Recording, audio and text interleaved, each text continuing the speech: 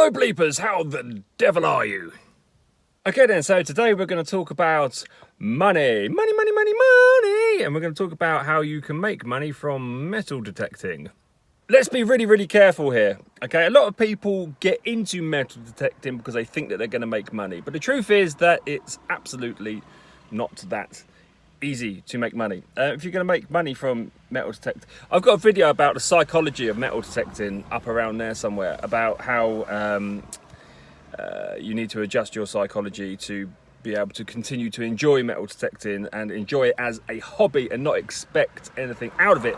And if you do get anything out of it of monetary value, then that's a bonus. So obviously the number one way of making money in metal detecting is to find something substantial which is worth a lot of money. But unfortunately that in itself is quite rare, because guess what? Even hundreds and thousands of years ago, people didn't like to lose valuable stuff.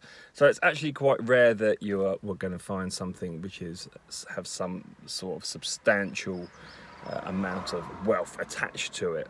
So what are we left with? What do we dig tons of when we're out metal detecting? All of us, we dig tons of junk. And guess what? Junk is worth money. And sometimes junk is worth a lot of money.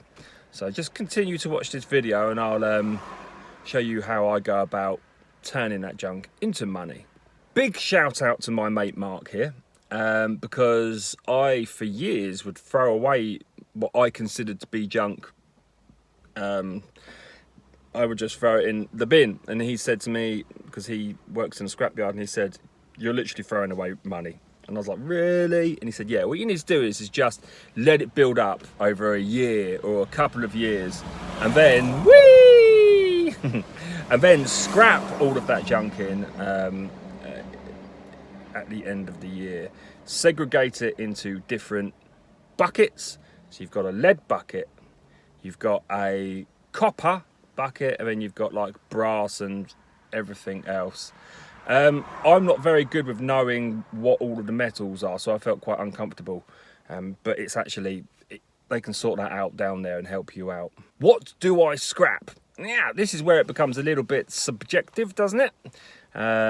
Because some people would scrap a lot more things than other people would. The problem is that I'm beginning to just build up stuff in my house. And my house is a teeny little rented house, and there's stuff everywhere. So I've got to be a little bit more stricter with myself now. So buttons of nothingness will go in the scrap. If they've got nothing on the front at all, and there's no clasp at the back, so I can't turn it into something else, they will go. Rusty ones, but if there's something on the front which is slightly nice, I'll keep it. Coins of nothingness now I'm getting rid of, because again, I've got hundreds of them, and what do you do with them? What do you do with them? There's nothing you can do with them. And I mean, when I say coins of nothingness, I mean completely blank, discs.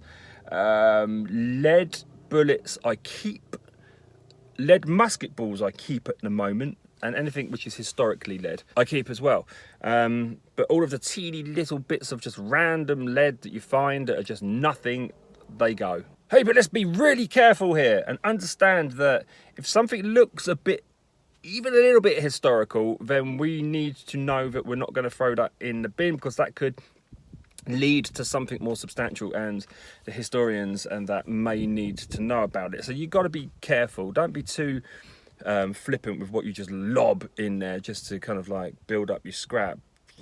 You've got to treat things with respect still, I believe, so the stuff that I put in is basically that I can't identify it in any way, shape or form. That's how I do it anyway. But then I've got a miscellaneous bucket which is just full of, you find taps, you find just copper bars, you find just metal, random bits of blooming metal you find, and I don't know what they are, so they go into this random thing. I don't know if it's brass or copper or whatever, so I'm going to go to Mark now and he can tell me if it's brass or copper or whatever. But there's a big bucket of miscellaneous stuff I've got, unfortunately, because I'm a metal noob, if you will. I am hoping that I can get £30 out of this lot. I've also got my spade, which is broken, and just bits and bobs, and nothing major, just buckets. It's all metal detecting related. It's all just buckets of crap, really. But let's see if I can get 30 quid out of it, then that's my petrol money sorted for a little bit, isn't it? Anyway, let's go see Mark. There's my little bucket for the lead. Looks lonely, doesn't it? Looks teeny. And it's coming in at 16 kilograms there. Right, so the bucket's split around the other side, so I've got to try and get that off somehow. Let's see what everything else comes in as. Right, it's all being counted up now. We've gone through everything.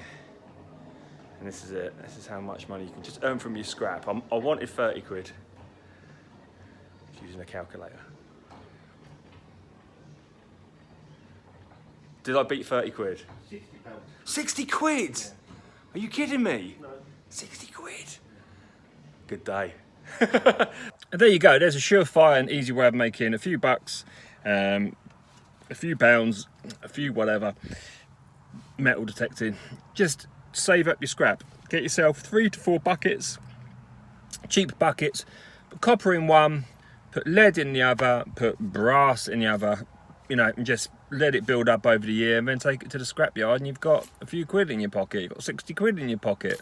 That's nice. Some people find a lot of scrap and find a lot of lead and big bits, chunks of lead and things like that. Just save it all. So many people throw all their stuff in the bin or in the bush, which is even worse, and loads of people do that. It's just easy money, right? Money for nothing. You're metal detecting anyway. Okay, how do you make money metal detecting? Have you got any tips other than the obvious, which is sell fines and things like that? That's an obvious one. I'm looking for people that are trying creative things. Okay, thank you for watching, my friends. I shall see you in the next video.